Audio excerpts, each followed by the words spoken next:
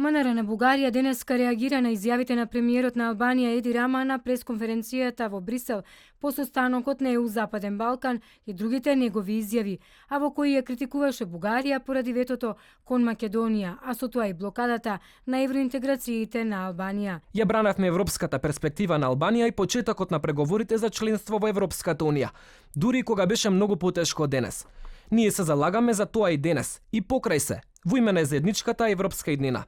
Како одговор не е прв пат да слушаме неиспровоцирани остри навредливи квалификации од шеф на влада. Жолчните изјави на толку ниско ниво повеќе не може да се оправдаат со природата и недостигот на европски комуникацијски вештини.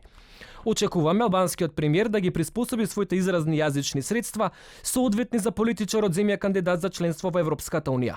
Во соопштението тие инсистираат на одржување на добар тон на комуникација. Имаме заедничка иднина со Албанија. Политичарите се заминуваат. Нациите остануваат. Нашите народи имаат заеднички интерес кој не смее да се поткопа со погрешна проценка на еден политичар. Недозволиво е односите меѓу државите да станат заложник на ексцентричноста на актуелниот албански премиер. Бугарското МНР одговор доби од премиерот на Албанија Рама, кој им порача или да го тргнат ветото, или тие ќе мора да го трпат. Бугарското министерство за надворешни работи има проблем со мојот начин на зборување. Фер.